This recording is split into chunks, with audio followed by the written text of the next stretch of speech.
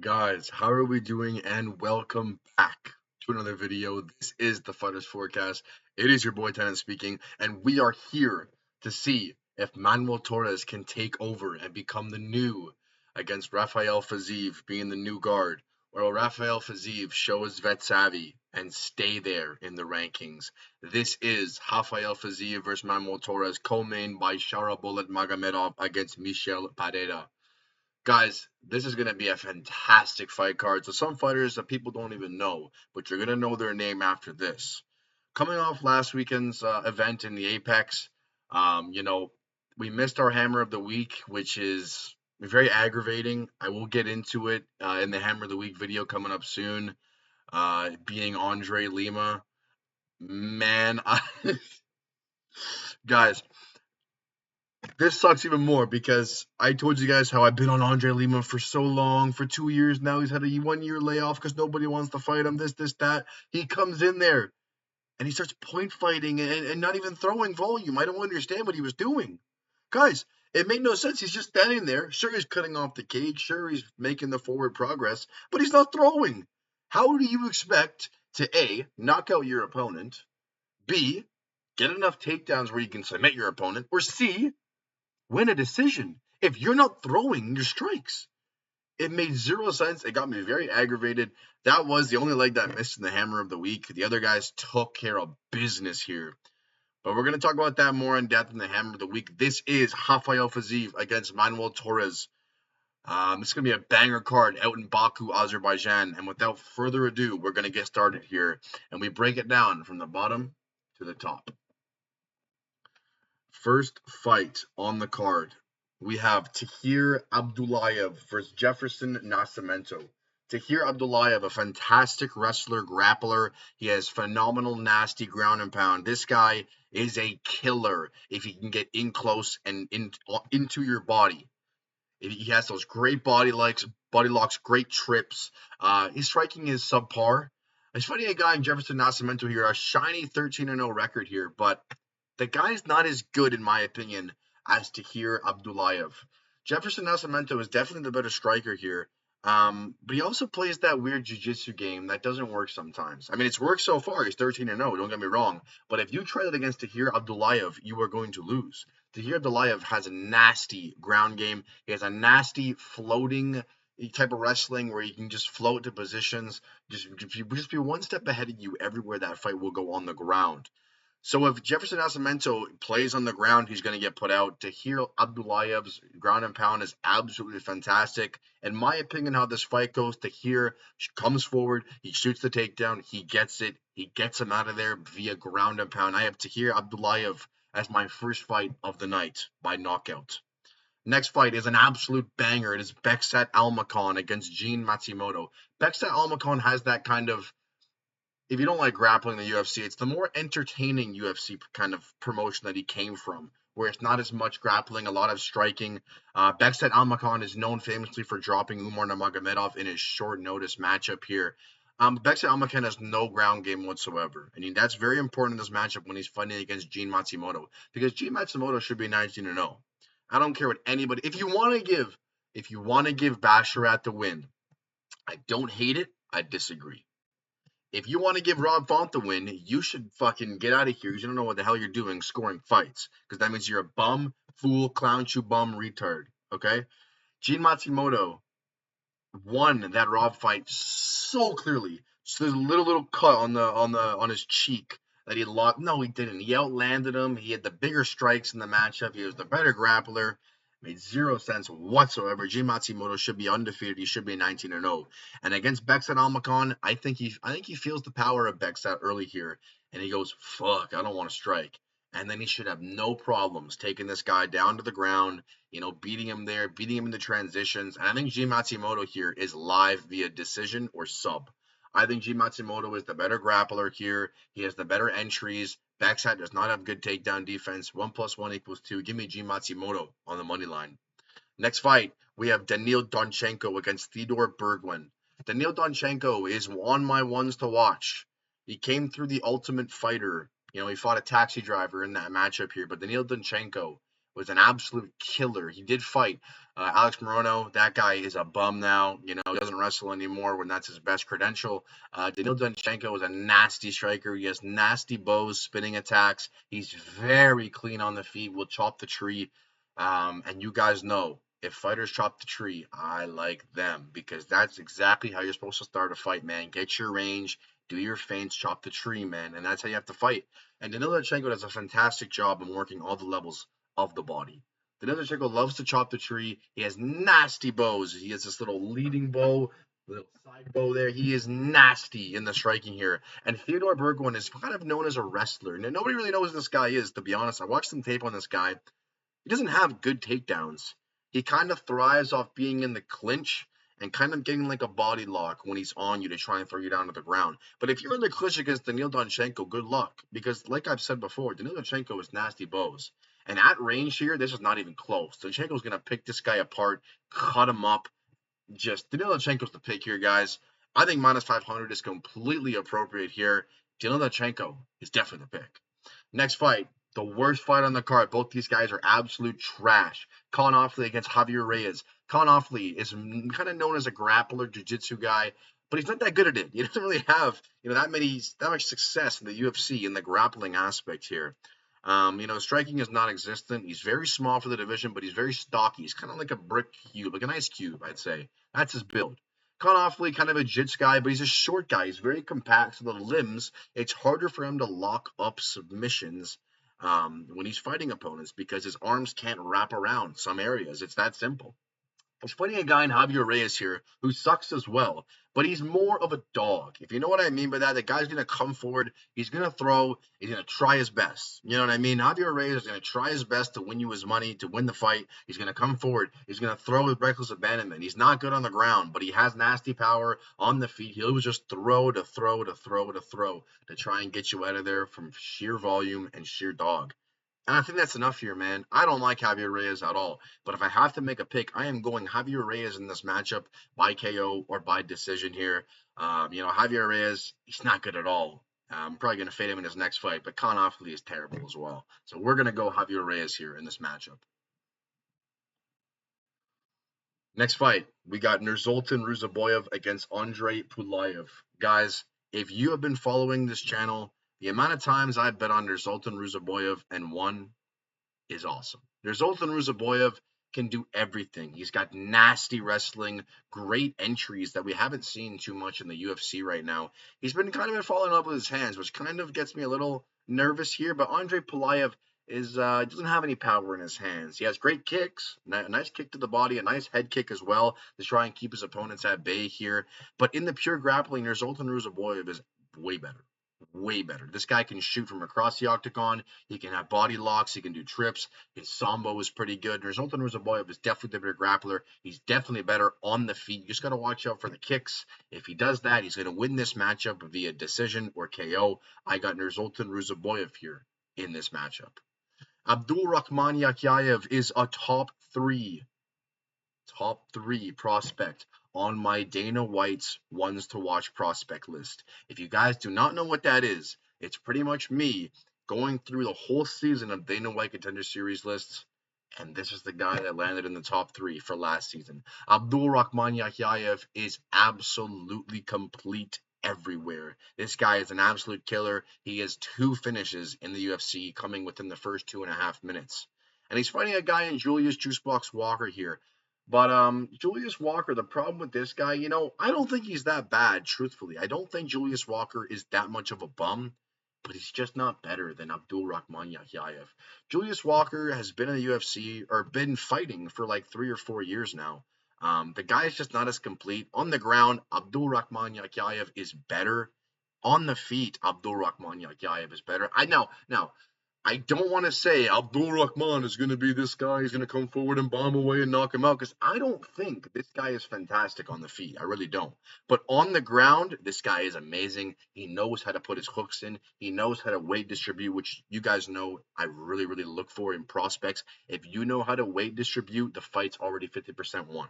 And he does that really well. He knows when to transition to the back. He knows when to stay on top, when to go into side control. And when you have a guy that has good fight IQ like Abdul does, he's got to be the pick here, man.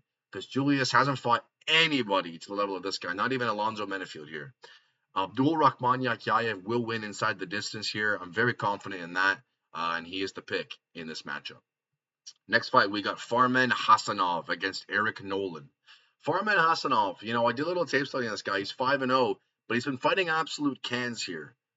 Farman Hassanov has great grappling. He can run forward and grab a takedown and get you down to the ground. He can throw with absolute reckless abandonment on the feet, absolute bombs in this guy's hands. But it's hard to look at that because in one hand, it's like, yes, this guy's 5-0. This is a fucking killer. But on the other hand, he's fighting guys named Mo, Bo, Shlo, Do, who are fucking trash. You know what I mean? So it's hard to really understand if this guy's any good. But Farman Hassanov, has great entries. You can tell by the tape study, and he's got ferocious ground and pound, just like Abdullayev in the opening fight of the night. Hassanov here, is a monster on the ground. If he gets you there, he will go to work, and he will throw bows and hammer fist down on you. Now, I want to talk about Eric Nolan here. Eric Nolan is known for coming to the UFC and fighting Baisinger Sursurkayev on short notice. And if you guys don't know who that is one of my favorite prospects in the UFC. And you may look at me and go, well, you're a fucking idiot. The guy's going to lose eventually. That could be the case, But the guy's tools and his skill set is absolutely unreal. And you may go, no, he's not. He went to the third round with some bum. Guys, in that matchup, he's playing. He's fooling around. He's fooling around in the match. You guys understand that, right? He's there. He goes, oh, whatever, I'll strike. Whatever, I'll have some fun, mixing the grappling, whatever. And then he just takes him down and subs him. You know what I mean? Like, it was that simple. He was like, all right, time to finish it. He takes him down. He subs him. Baisinger Sursurkayev. This guy is a killer, man. And if he stops playing around, he's going to be an absolute problem in this division. He's going to reach top 5. If Baisinger Sursurkayev stops playing around and actually locks in and, he's dialed and he's trying to go for the finish, not playing around, doing what he's the better guy at in the matchup, he's top 5. And the reason I'm talking about Baisinger Sursurkayev here is because Eric Nolan wobbled him badly in that matchup at short notice here. Eric Nolan walked in, he wobbled him, and he looked pretty good in it, man. Eric Nolan's got good hands, pretty quick in there as well, in my opinion. I think Eric Nolan is extremely underrated in the UFC, man. He's just getting hard opponents here. But I think his hands are pretty good. His grappling's okay. But it's not going to be enough here for Farman. Farman's going to come forward, shoot a takedown, and get ground and pound. But I want to put some respect on Eric Nolan's name. Next fight. This is probably one of the harder fights on the card. We have Abus Magomedov against Mikhail Olejniczak. Abus Magomedov, he has lost to only good fighters in the UFC. Joe Pyfer, Kyle Barallo, Sean Strickland. Abus Magomedov can do it all, in my opinion. The problem is his cardio is not great after the first round. Abus Magomedov will come forward. He will throw from different angles. He has nice takedown entries, decent takedown defense as well, but it's not going to be a problem in this matchup. What he needs to worry about is the hands of Mikhail Olejniczak. Mikhail Olejniczak is an absolute killer on the feet. He has multiple first-round finishes via KO, TKO. This guy is an absolute killer on the feet. Absolute monstrous power since joining the Fighting Nerds. I know it's not like, oh, joining the Fighting Nerds is going to make you a mythical fighter. I know it's not that, but it's definitely improved his game. So if you're hating on that, you don't know ball. Mikhail Olejniczak is fighting with the Fighting Nerds now. If you don't know that team, I was really on that team since the Dana White Contender Series, man. My favorite fighter is Gene Silva on that team. I think he will become champ. But nevertheless here, Mikhail Olejniczak has the hands here. I think the Fighting Nerds have been improving his grappling as well, which is important in this matchup because Abus is going to figure out very quickly that he can't stand in this matchup. He can't stand. And he needs to shoot. So if Abus can't get a takedown in the first round, he's fucked. Because Abus is going to get lit up on the feet. He's going to get mauled on the feet. And if he can't get a takedown in the first round, he's not getting it in the second round because he's going to be tired. Mikhail may be tired too, don't get me wrong. But if Abus cannot get this fight down to the ground, and this is a boxing, kickboxing matchup, I'm taking Mikhail Olejniczak all day. So give me the dog here and Mikhail Olejniczak. Next fight, we have Bruno the Hulk Ferreira against Ikram Aliskerov. Bruno the Hulk Ferreira just got knocked out 3 months ago by G-Rod in the rematch. He went in there feeling all good. He's laughing. He's coming into the octagon. Oh, I've already beat RoboCop before. I'm going to knock him out again. Bang! Gets dropped, finished, out cold. Bruno Fernandes, that was only 3 months ago. And guys, I'm no doctor, but I know you can't recover fully from a couple of months ago being knocked out cold, slept.